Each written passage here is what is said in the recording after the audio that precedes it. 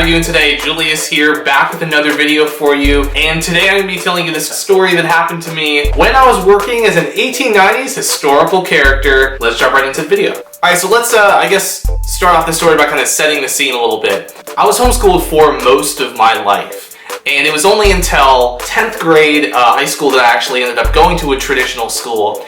And so what that allowed me to do is do these different volunteering gigs and different activities and events all around Columbus, which is where I'm from, and really kind of get my foot in the door and try a lot of different jobs. And so one of those gigs involved dressing up as an 1890s historical character. And so that's what I'm going to be talking about today. So essentially what you would do as an 1890s historical character at this place that I was working is if you dress up, you'd go around and talk to kids, you'd try to give an entertaining story, and you had to pretend like you were actually in the 1890s. So for instance, like if a plane were to fly over my head, I'd have to be like, oh my god, it's a giant bird! This right here is actually the hat that I wore on my job, and I would wear this as well as a full costume, and I'd go around and basically try to entertain guests. So there were some big programs that they had at this place. There was basically a Christmas program and then a Halloween program. I would have to basically do a specific station. So there were a few stations at each program. So the Halloween one had a gravedigger station. Yes, I did work as a gravedigger. Kind of weird, but definitely super fun, and I really honestly missed that. But the Christmas one had some different stations which were popcorn related and some different other food related stations, as well as some craft stations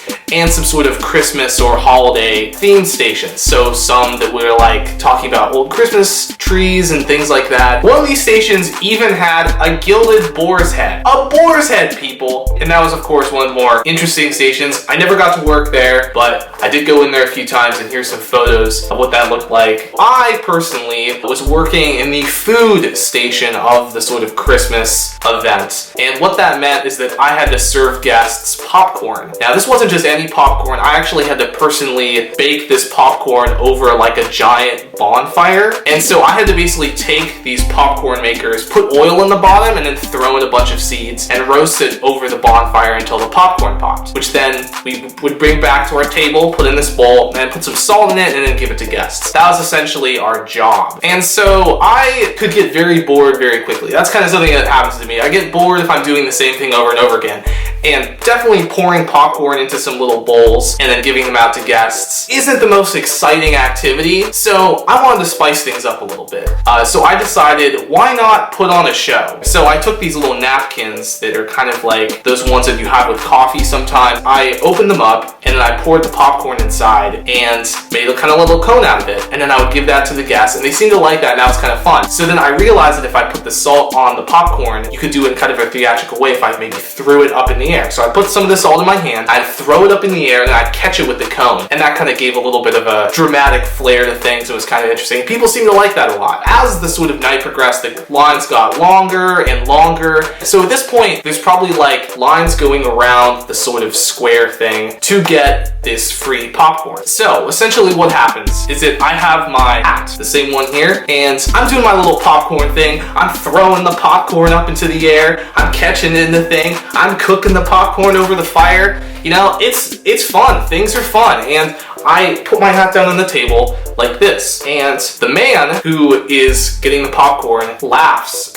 He thinks that what I'm doing is pretty funny, or maybe he's laughing at me. I don't know. Either way though, he takes out $1 from his pocket and puts it in the hat. So this is my first ever tip, and you're not supposed to get tipped because you're a volunteer. So what happens is that I get this one tip, and then somebody else comes by, sees what I'm doing, and puts another tip in. I think it only got up to like $3, but this was like super exciting for me because I'd never gotten tipped before. The thing is though, since you're not allowed to keep tips, I then donated those by putting them in the donate basket and donated back to the museum that was hosting this event. So it is now time for part 2 of this story.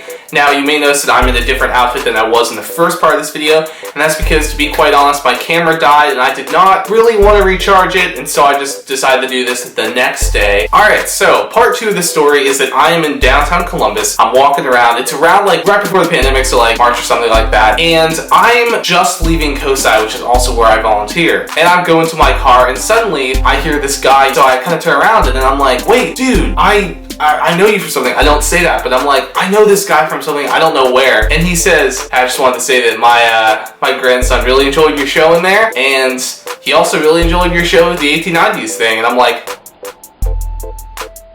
what? Wait, you know me from there? How do you know that? And he was like, we're around in town for about spring break. And I'm like, dude, that's so cool. I can't believe that. And yeah, so he recognized me, and that was really awesome to know that, like, was able to kind of put those two things together and then recognize me from the both things. And I actually did end up seeing them again when I was at the Science Museum the next day, because they apparently went back to see some of the stuff they didn't see before then, which is awesome. And then I said hi to them, I waved at them, and then they like waved back. So that is my story, volunteering as an 1890s historical character. If you like this video and you like more story time, if you want more story time, make sure to give this video a big like. Go down there, subscribe, tap that subscribe button, and leave a comment. You know me, I don't get a whole lot of comments, so if you do comment on this video, I'll be like, oh my god, someone commented on this video, and I'll like go down there and respond, because I don't get a lot of comments again. So make sure you do that, and yeah, I guess I'll see you in the next video. So stay healthy, keep washing your hands, have a great day. I will see you laters. Take care. Bye.